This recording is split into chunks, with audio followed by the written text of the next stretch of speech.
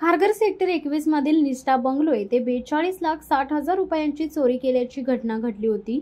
घरात घरकाम करणाऱ्या घरगड्यानेच चोरी केले असल्याचा आरोप फिर्यादी महिलेने केलाय. फिर्यादी सीमा सिंग या व्यावसायिक असून त्या कामाच्या निमित्ताने बाहेरगावी गेल्या होत्या.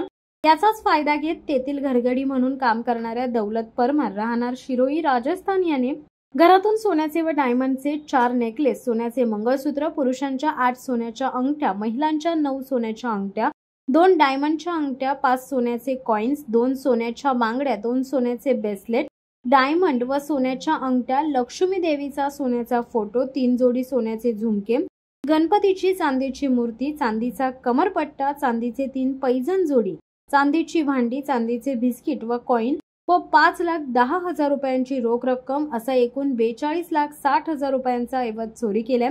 याबाबत सीमा यांनी घरकाम करणाऱ्या दौलत परमार याच्या विरोधात तक्रार नोंद केली होती. खारघर पोलिसांनी प्राप्त तक्रारीनुसार सीसीटीव्ही आणि तांत्रिक तपासाच्या आधारावर आरोपी दौलत परमार याला राजस्थान येथून अटक केली असून त्याच्या जवळून 100% म्हणजेच एकूण 42,60,000 रुपयांचा मुद्देमाल पोलिसांनी हस्तगत केलाय. 9 जुलै 2025 रोजी खारघर पोलीस स्टेशन येथे गुन्हा रजिस्टर क्रमांक 298/2025 भारतीय न्याय संहिता कलम 306 अन्वये चोरीचा गुन्हा दाखल झाला होता.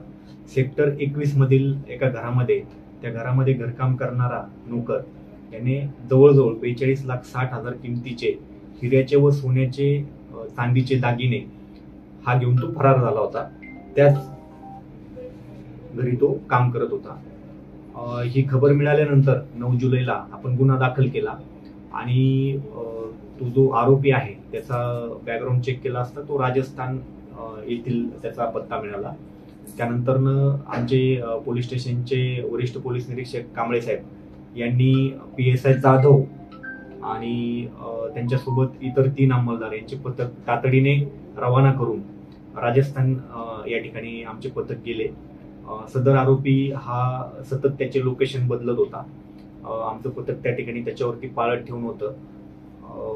त्यानंतर आम्हाला अशी माहिती मिळाली की तो हिमाचल प्रदेश या ठिकाणी गेलेला आहे. तर त्या ठिकाणी सुद्धा वकुनी कांबळे यांनी दुसरं पथक त्या ठिकाणी रवाना केलं आणि या व्यक्तीवरती पाळत ठेवून राजस्थानमध्ये याला 15 तारखेला आपण ताब्यात घेतलं.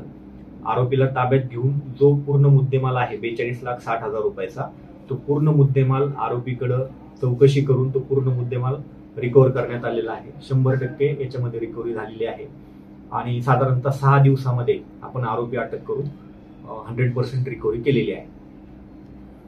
याच्यामध्ये असं माहिती पडते की तो फक्त 6 महिन्यांपूर्वी त्यांच्याकडे कामाला होता असं त्याचे होतं. तर इतक्या लवकर विश्वास टाकून आणि त्या ज्या ह्या होत्या गृहिणी होत्या कंप्लेंट त्या बिझनेस वुमन आहेत, तर इतक्या लवकर म्हणजे इतकी मोठी प्रॉपर्टी घरात ठेवून नोकराच्या ह्याच्यावरती इतका विश्वास ठेवणं कितपत योग्य आहे? नाही, आपण म्हणतो ते बरोबर आहे. आपण आपल्याकडे जे नोकर कामाला आहेत त्यांचं आपण पोलीस व्हेरिफिकेशन करून घ्यायला पाहिजे. आम्हाला नंतर अशी माहिती मिळाली की याच्यावरती ऑलरेडी 2 गुन्हे दाखल आहेत. जर पोलीस व्हेरिफिकेशन झालं असतं त्याच्यावरती गुन्हे दाखल आहेत ही गोष्ट समजली असते तर कदाचित त्यांनी त्याला कामाला ठेवलं नसतं. आणि या नोकराने त्याला घरामध्ये घरकाम करत असताना त्याला चावी सापडली आणि ते चावी सापडल्यामुळे त्यांनी ही चोरी केलेली आहे. म्हणजे इंटेन्शन होतं चोरी करायचं? येस. चावी सापडल्यानंतर तो त्यांना परत करू शकत होता, परंतु त्याने ती चावी घेऊन घरामध्ये चोरी केली आणि तो फरार झाला. म्हणजे नोकर कुठल्या एजन्सी तर्फे जॉईन झाले त्यांना की कसं काय ओळखी? नाही, एजन्सी तर्फे नाही, ओळखीतूनच घेतलेला आहे. तर आपण म्हणतो अगोदर ऑलरेडी 2 गुन्हे दाखल आहेत, चावी सापडली म्हणून चोरी केली की इंटेन्शनली चोरी केली?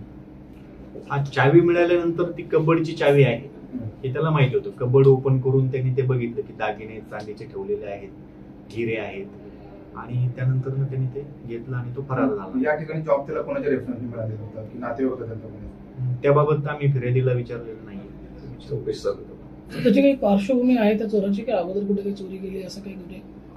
चोरीची पार्श्वभूमी एक त्याच्यावरती ऍक्सिडेंटचा गुन्हा दाखल आहे आणि अजून एक इतर गुन्हा दाखल आहे. चोरीचा गुन्हा नाहीये, परंतु 2 वेगवेगळे गुन्हे आहेत. म्हणजे नागरिकांना काय आवाहन करायला याच्यापुढे? नागरिकांना मी हेच आवाहन करेल की आपल्याकडे जे घरकाम करण्यासाठी आपण जे नोकर ठेवता तर त्यांचे आपण प्रॉपर पोलीस व्हेरिफिकेशन करून घेतलं पाहिजे. त्यांचे ID प्रूफ, आधार कार्ड, पॅन कार्ड हे घेऊन ऑनलाईन व्हेरिफिकेशनसाठी तुम्ही फॉर्म सबमिट करायला पाहिजे. ऑनलाईन पोलीस व्हेरिफिकेशन करून त्यांच्यावरती कुठलेही गुन्हे दाखल नाहीत याची खात्री झाल्यानंतरच आपण त्यांना कामावरती ठेवलं पाहिजे.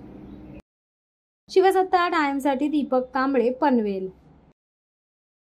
दे धडक बेधडक वृत्त देणाऱ्या आपल्या शिवसत्ता टाइम्स न्यूज चॅनलला लाल बटन दाबून सबस्क्राईब करा आणि बेल आयकॉनला क्लिक करायला विसरू नका.